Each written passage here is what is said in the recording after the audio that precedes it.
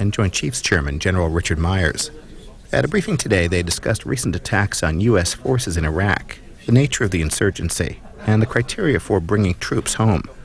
Their comments are about 35 minutes.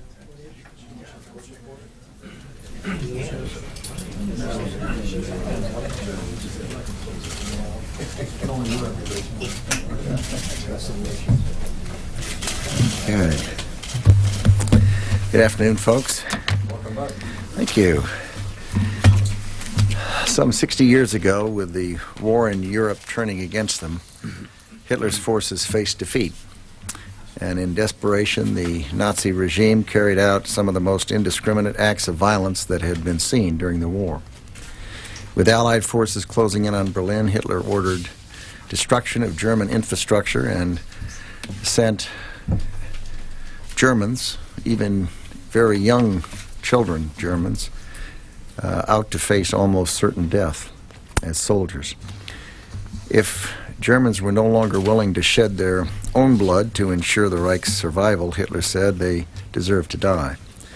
The world saw in these acts the true nature of totalitarianism and its capacity for self-annihilation. This may suggest why terrorists today in Iraq are indiscriminately killing so many Iraqis, even Iraqi children. They seem to either believe that this course could turn the tide their way, or they've given up hope of rallying public opinion to their side. And it could also explain why extremists would risk bombing Londoners, which served really to harden the British people's determination to fight extremism. At some point, most would-be terrorists should see that their cause is a desperate one. They can't hold ground for long. They have little visible political leadership. They have no positive vision to offer. The vast majority of Iraqis have rejected them at each opportunity, as evidenced by their votes in the last election, in a number of public opinion polls, and by lining up in the tens of thousands to defend their country and participate in the Iraqi security forces and in the constitutional drafting process. Even Sunnis, many of whom boycotted the January elections, have now joined the political process and decided to be a part of the Iraq of tomorrow. In less than a week, Iraqis representing all of the various ethnic factions in the country are expected to have completed drafting the new constitution. It's important that they stay with their timetable. This will be a critical step in persuading the majority of the Iraqis that the new Iraq is worth fighting for, that they have a stake in it. Indeed, their new constitution, a piece of paper, could well turn out to be one of the most powerful weapons to be deployed against the terrorists. The enemy understandably senses this and is determined to stop the constitutional process through terror and intimidation. As the October 15th referendum date on the Iraqi constitution comes and the December elections approach, I think it's reasonable to expect that violence could again increase for a time, as it did during the last elections. But given the political progress, that should not necessarily be considered an accurate gauge of the enemy's future. As Allies forces pushed forward in both the European and the Pacific theaters in World War II, the enemy's tactics, such as the cult of death among SS forces and the kamikazes in the Pacific, led to some of these bloodiest fighting of that war. But those deadly acts, and they were deadly, proved not to be harbingers of victory. So if such tactics are used in Iraq in the months ahead, one should be careful not to draw the wrong conclusion. As long as the Iraqi people persevere, the terrorists cannot win. One additional note: every year since September 11th attacks, Americans have commemorated that anniversary. This year, the Department of Defense will initiate an American Supports You Freedom Walk. The walk will begin at the Pentagon and end at the National Mall. It will include many of the major monuments in Washington, D.C., reminding participants of the sacrifices of this generation and of each previous generation that have so successfully defended our freedoms. Freedom Walk participants will be invited to a special performance by country singer Clint Black, and more information about this event will be on the Department of Defense website, www.americasupportsyou.mil. General Myers. Thank you, Mr. Secretary, and good afternoon. It's been a while since I've been up here with all of you. And over the last couple of weeks, as we all know, there have been several notable attacks on our forces in Iraq. American men and women have given the ultimate sacrifice or have been wounded in our effort to help bring Iraqis their freedom. First and foremost, I would like to offer my sincere condolences to the family members and the friends and the relatives of those who have been wounded or killed, all those that have been personally affected. Again, I offer my heartfelt condolences. And I also want to assure them that their loss is not in vain. Some would argue that these attacks are a sign of a strong insurgency. What I'd like to do now is to give you my perspective on this. First, the political progress in Iraq continues and has met every single planned milestone. Every single planned milestone. Since the Iraqi people took control of their own country in June of 2004, more than 8 million Iraqis voted in free elections last January. Secretary said a constitutional assembly is drafting a constitution. That constitution will be voted on in October, and national elections will be held in December. Secondly, the Iraqi security forces are growing in capacity and capability. There are more than 178,000 trained and equipped forces, and that number continues to grow. In the last 24 hours, 29 of the 35 operations, these are the major operations, conducted in Iraq, were combined U.S. and Iraqi operations. More and more coalition forces are turning over responsibilities to the Iraqis. One of the first steps in the process of transitioning areas to Iraqi security force control involves them providing for their own fuel and food. Iraqis are now contracting for their own service support to 5 major training bases in Kirkuk, Numania, Qasr, Rustamiyah, and Talil. In February, the 6th Iraqi Brigade was assigned an area of responsibility in Baghdad and continues to have that area of Baghdad as their responsibility. And in July, the Iraqi Army assumed control of a sector in the Diyala province. And lastly, on reconstruction, it continues, and ongoing projects are making a difference, and they include more than 140 new primary health care facilities are being built. More than 3,200 schools have been renovated. 100,000 teachers are being trained. I think these facts demonstrate that Iraq is making progress through their own efforts and the continued support of the United States of America, our coalition partners, and the international community. We are committed to continue this battle, this help, until the Iraqis can take responsibility for the security of their own country and the political process has been developed. Defeating the insurgency takes willpower. Coalition forces continue to have the willpower to take the fight to the enemy, as we have for 2 years now. And the only way the insurgents can win is to convince the Iraqis, to convince the American people, our coalition partners, and the rest of the world that the fight in Iraq is not worth it. What I can tell you is that soldiers, sailors, airmen, Marines in Iraq overwhelmingly see the benefits of this fight, and they believe, as I believe, it is worth the fight. And with that, we'll take your questions. Yes. Mr. Secretary, could you tell us the nature of the personal misconduct that caused the head of the Army Training and Doctrine Command to be relieved of his duties, and are you satisfied that sufficient action has been taken against him? It's a matter that just came up today to my knowledge, and it's something that's being handled in the proper channels, and it's not something that it would be appropriate for me to get involved with. General Myers, could I ask you to expand on your opening remarks about the strength of the insurgency? I wonder where the IED attack last week that killed the 14 Marines fits into that scheme. Are the IED attacks increasing or declining in number? Are they growing more powerful, these bombs? And finally, how is it that the insurgents are able to transport and hide bombs that powerful? Right. First of all, I think you're referring to the incident where 14 Marines, Marine reservists, matter of fact, out of Ohio, were killed. They were not killed by a bomb per se. They were killed by a landmine. In fact, in this case, I haven't seen the final report on that, but 3 landmines that were put together. If you look at the size of the landmines, it doesn't require a big hole, doesn't require a lot of people to transport them. This is not in your mind, if you have the vision of a big bomb that upset a fairly large vehicle, that's not the vision you should have. It was a small device and placed in the road, relatively small device, placed in the road that overturned the vehicle, and when it did so, of course, there was no way out of the vehicle once it overturned. That's going to continue to happen. I mean, people that are there is no perfect. We've talked about that up here before. There is no perfect defense in this country, in Iraq, anywhere in the world, against people that are bent on doing those kind of acts. We've just been witness to that in London, and reminded one more time.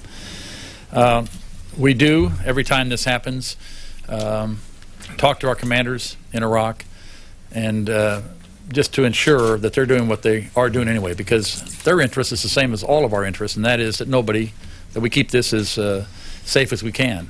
They review their tactics, techniques, and procedures. They change them as the enemy changes. Clearly, improvised explosive devices, vehicle-borne improvised explosive devices, some with newer technologies these days are going to change our tactics, techniques, and procedures, and some of the technology that we'll bring to the fight. Obviously, we're going to try to do that. Also, ask a question to General Myers, please. Thank you, sir.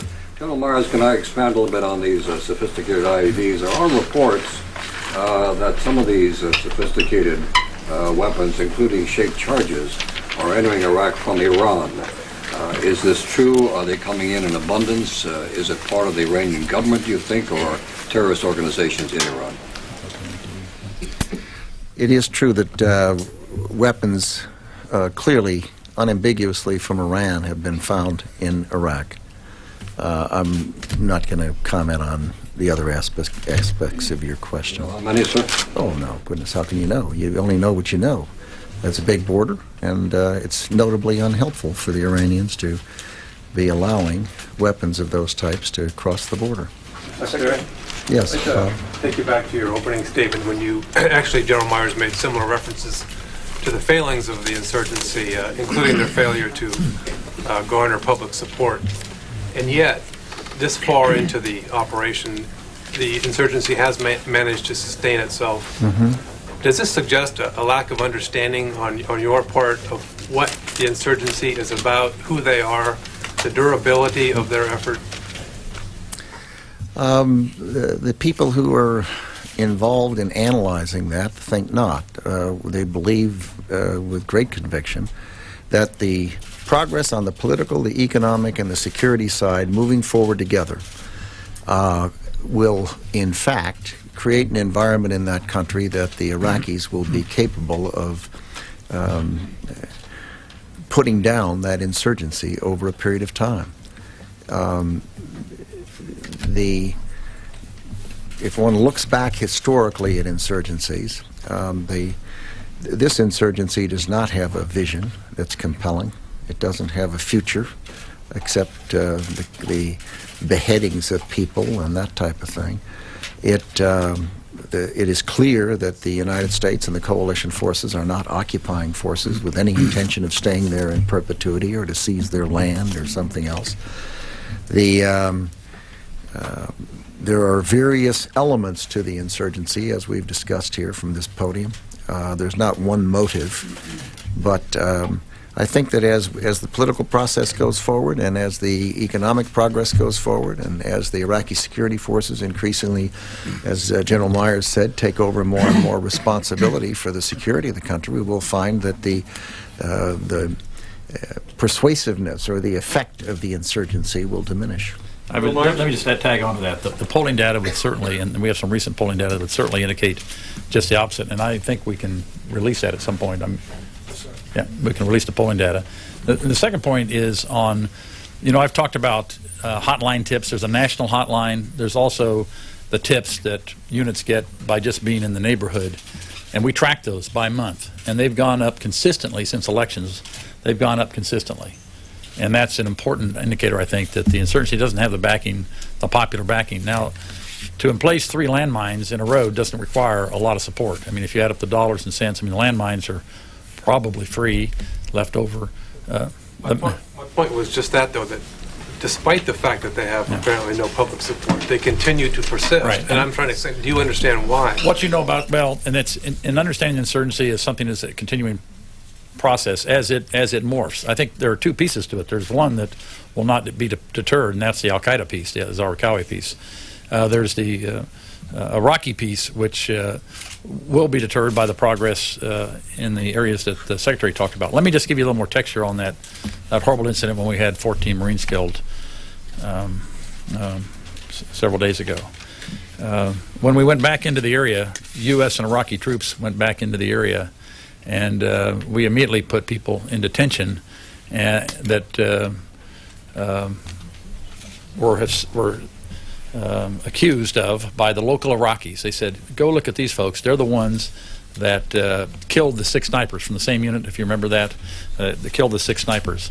We were in there looking at both incidents, the landmine incident and killing the 6 snipers. And that was a joint U.S.-Iraqi operation. Went into the town there near Haditha Dam, and then the public came forward and said, these are the folks. And so they're in interrogation right now to determine if, in fact, they are the folks. Right. General Myers, you talked about some Iraqi units working on their own combat support. Today, how many Iraqi battalions are completely independent, able to provide their own support and able to conduct their own operations? I'd have to get the number for you. I don't have it off the top of my head. It's also also not a useful construct in this sense. If you take the 173,000 Iraqi security forces, a large fraction of 173,000 are border guards. They're functioning in the borders. They're doing what they do. A large number are police. A number of, very few, are counterterrorism elements or special police commandos that function and do their thing.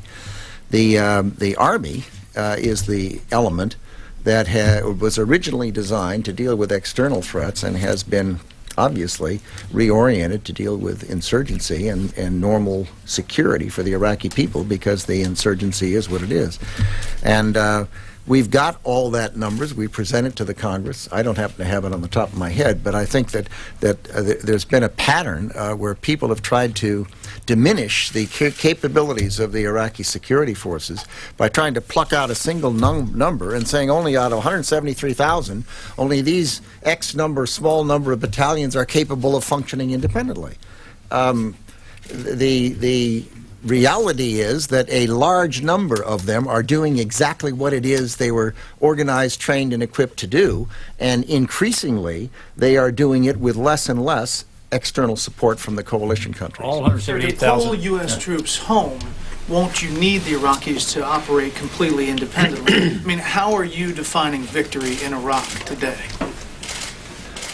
So those are two Well, different questions. You said before that you tie it to being able to turn over cities and security control to Iraqi forces. And that's happening, as he said. Won't they I have to only mentioned a operate couple of completely? areas. There are more than that, and we'll try to get that to you as well. Along those lines, General Mr. Myers, Secretary, General Myers. along those lines, Yes. Thank you.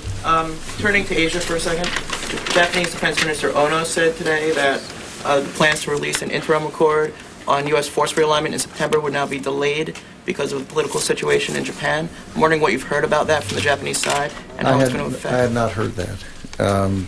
Obviously, there have been some announcements involving domestic political situation in Japan, but I had not heard any public official announcements as to how it might or might not affect any of the things we're currently working on with them. Yes. Mr. Secretary, I want to turn to force levels in Iraq a second. Now, over the last couple of weeks, there's been a steady drumbeat of stories implying a new exit strategy, either, depending on who you believe, up to 80,000 troops by next year or 30,000. You've hinted at it. General Casey's repeated remarks that I he's don't remarks hint. about it. Pardon me? I don't hint. You do, occasionally. But can you bond this a little bit? Is there a new exit strategy in the works that could go up to 30,000, as I think NBC had last night? Nothing has changed. It's condition-based. The President said that from the beginning. I've said it from the beginning. General Myers has said it from the beginning. General Casey and General Abizaid have said it. Sometimes they say it first, and sometimes they say it second. When they say it second, then the glass is half empty. When they say at first the glass is half full, and the reporters have a lot of fun with it and try to find daylight between Casey and Abizaid, or Abizaid and General Myers, or General Myers and somebody else, there's nothing changed. The fact is that the major effort is underway to train and equip the Iraqi security forces and to increasingly turn over responsibility for the security in that country to them. It takes time. It's going along very well, and we're pleased with the progress. The level of the insurgency is going to be a function as to what of a variety of things which will affect the conditions. And the drawdowns that will occur eventually will obviously be based on those conditions. Some of those variables that I've mentioned repeatedly are what are the Iranians doing? Are they going to be helpful or unhelpful? And if they be increasingly unhelpful, then obviously the conditions on the ground are less advantageous. Same thing with the Syrians. To what extent are they being helpful or unhelpful? How is the political and economic progress going forward, to the extent that it persuades more and more Iraqi people to be supportive of the Constitution and to have that vote on October 15th, the good Lord willing, on a Constitution, to feel they have a stake in the future of that country? You'll get more tips, like Dick Myers said, of they're the bad guys, go get them. General Myers, can I ask you, how long can you sustain a force of up to 138,000 before you start butting into third tours for just about everybody there? And equally important, the 24-month rule that National Guardsmen and reservists operate under. I mean, at some point, what do your planners tell you about when you're going to start hitting up against that limit? Well, yeah, Tony hit on an important point. It's something we do look at. We're good for several years. Let me just say that. We're good for several years. You're good for several years? Yes. In terms of what? Just what you said. You said combat forces. I mean, there's the possibility of people going back for a third tier. Sure. That's always out there. We are at war. Active duty. Active duty. Reservists are being held to 24 months of duty and 13 cumulative, and 13 months, of course, in on the ground in theater in whatever country you send them to. It's important on this numbers of tour thing to disaggregate our forces. The Marines are doing a 7-month tours. The Air Force sometimes doing a 3-month tour. The Army's been doing up to 12 months. And then you have volunteers who actually come in, put their hand up and say, we want to go back in and do X, Y, or Z. So when you start hearing rumors about people on their third tours or fourth tours, you start checking into it and looking what you got. You're going to have people who may be in the Air Force who've gone back in on 3-month tours, or you may have people who volunteered because that's what they want to do. And I think there's always a risk when people grab into the middle of something, take the worst of what might be, and then wave it around as though it's reality. General Abizaid said earlier this year. Going back to the insurgents, it's been said often from this podium that with each political milestone in Iraq that is met, the insurgents would, in effect, lose hope and see that the game was up. Yet, I don't think anyone said that from this podium, that they'd lose hope and the game was up. It's been said often that the major political milestones would cause have to be discouraging. That doesn't mean you lose hope and give up. Well, I'm wondering, with each though... Dick Myers said, Zarqawi's not going to give up. That's what he does. He gets up in the morning and wants to recruit people and arm them and finance them and kill people. Preferably anybody he can get his hands on. Doesn't matter what their age is, what their sex is, what their nationality is. That's what he does. He ain't going to give up. I think you're misstating what you hear from this podium. I'm wondering, though, in your opening statement, you talked about the Constitution being an important weapon against the insurgents. And I'm wondering why will this be wrong. More important than previous major political milestones that have been cited, such as the election in January, the handover last June of sovereignty to the Iraqis? Well, first of all, I don't know. I think. I didn't state an unqualified that it will be. I said it might well prove to be, I think, or something equally elegant. Wishy-washy. Just a minute. Why do I think so? Well, if you get a country like Iraq, for the first time voting in a referendum on a piece of paper that was crafted by all the diverse elements in that country, and they then risk going to vote because people will threaten them if they vote. And a constitution passes. And it's something that they decide is in everybody's interest. Not perfect for anybody, mind you, but can be amended later, as ours has been any number of times. They very well, I think, will be demonstrating a confidence in that new system that ought to make more of them increasingly willing to do the things necessary to provide the security in that country, and that is doing what General Myers said. Going to the Iraqi security forces, going to the coalition forces, saying, there are the people you want. There's a IED manufacturing facility. These are the people who killed those snipers. And that's important. And that's why I believe that. I could be wrong. All indications are, hold it, let me just finish up. All indications are that the Sunni leadership in Iraq has made a fundamental decision that they want to be part of the process. And that's been happening now for some time. Every report that we get says that. 85% of the Iraqis that are polled say they want to vote. And that's of all ethnic groups.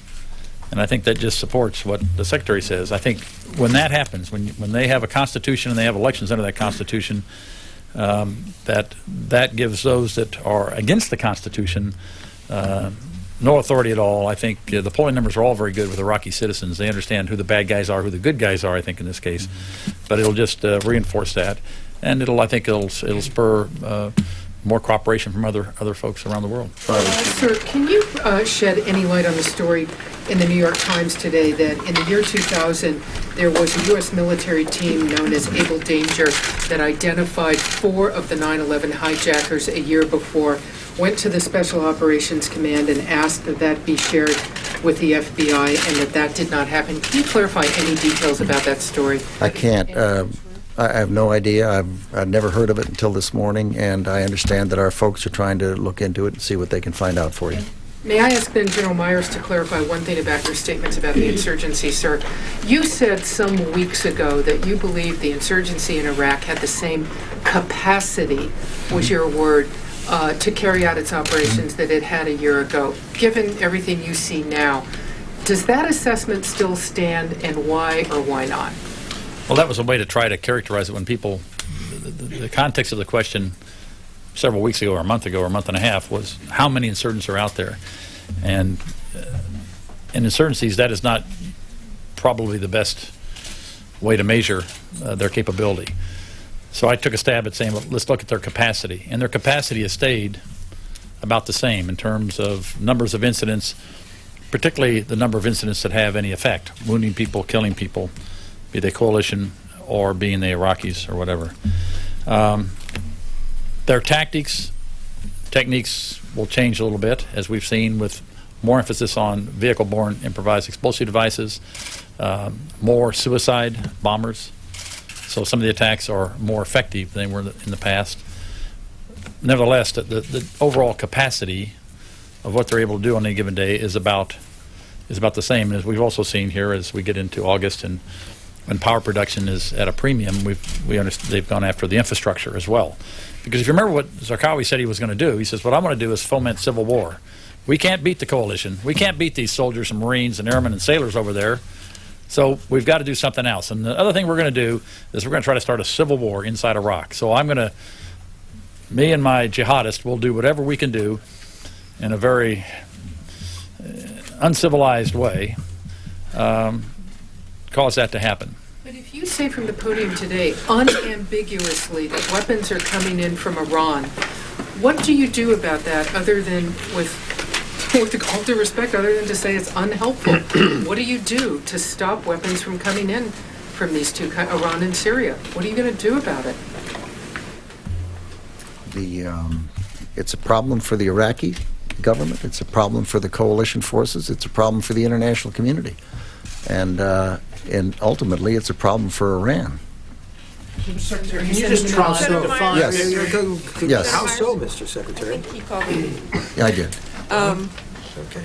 General Myers or Secretary Rumsfeld, A story in USA Today yesterday had an operations officer from the Marine Corps saying he had asked for 1,000 more troops.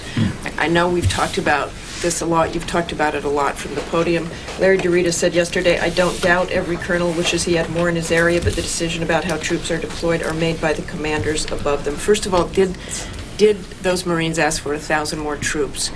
And can you explain to people who see the security situation is still serious in Iraq, who know that the Iraqi forces aren't ready to take over, why there aren't more troops needed? Well, I'll start, and I think Larry could well have said, I don't doubt for a minute that there are people in the country at the colonel level or lieutenant colonel level who might not want more at one moment, who might not want less in another moment. And there's 137,500 U.S. forces and a good slug of coalition forces, and how they are parceled out and allocated within the country of Iraq is a matter for General Casey and General J.R. Vines to determine. They do it every day. And at any given moment, they're moving people from one place to another. That's their job. So the idea that someone in Washington or that because somebody wishes they had more at a certain moment suggests that the total number is wrong, I think is a non sequitur.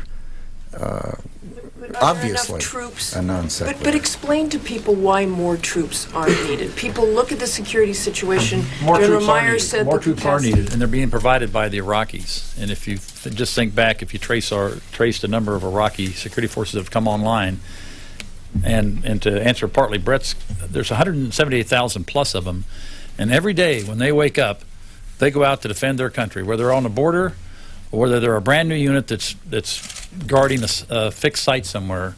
They're at risk. They know they're at risk. They've lost a lot of their own members. I don't know what the current numbers are. Well over 2,000 that they've lost since we've started keeping 2,335. And they're not ready to go, and they can't. What I'm saying is they are ready to go, and that's a part. Security for the Iraqis yet. They are in many areas. In one area of Baghdad, they are providing security for Iraqis. In other areas in the country, and I forget the number, but there's 8 or 10 areas in the country where Iraqi forces are providing security for Iraqis. Indeed, they are. So it's not a correct statement. The total number of security forces in Iraq is going up every week. If you add up the Iraqi security forces, the U.S. forces, and the coalition forces, that number has gone up week after week after week after week. Well, the question is when they're going to take the lead in fighting the insurgency. General Abizade told Congress in the spring he expected them to take the lead in 2005. Is that still a working assumption, or are you pushing that into next year? There are some units today in Iraq that take the lead in fighting the insurgency. They're actually. When are they going to take the lead in fighting? It's going to be progressive. I've already said there are certain areas that have been turned over to Iraqis. It continues to happen. It's not over, so we continue to happen. It's going to take time. How much time? A year, 2 years, 3 years? Nobody knows. It's event driven. It's going to have to be driven by a lot of events, and we've tried to explain the complexity of this before. I've just answered that question earlier. That it's based on the conditions. You're saying nobody knows when they're going to be able to. It's going to be event driven, and you can't predict all the events because of all the issues. The Secretary just went over that. He said you have threats, internal and external. You have economic progress that has to be made. You have political progress that has to be made. So you can't predict your troop strength based on what you think is going to happen. You're going to have to wait till events on the ground prove it. We also think Iraqi security forces are going to come on at a certain rate with certain capability.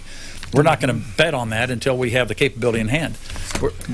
I'm sorry, can we just go back to Last that 1,000? question. Do you want to take it, or should we call on someone who I has think it? you should call on me since she's already had We'll several. call on you.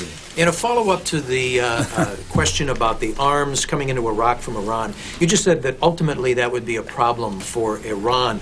Well, how sure, so, they live in the how neighborhood. So, Mr. Secretary? Well, they live in the neighborhood. The people in that region want this situation stabilized, with the exception of Iran and Syria. So that was not an implied threat of possible I don't retaliation? imply threats, you know that. Also, why can't you tell us whether it's believed the weapons were actually coming from the government of Iran as opposed to some kind of Well, how offshoot could one? terrorism? If one sees it there on the ground, you identify it, it's from Iran, and you don't know who brought it in, or who tolerated it being brought in, or who facilitated to be brought in, who sold it to someone to bring in. What you do know of certain knowledge is the Iranians did not stop it from coming in an area in the country where the border is people go back and forth. Hundreds of miles for us. Thank you, How do you folks. define victory?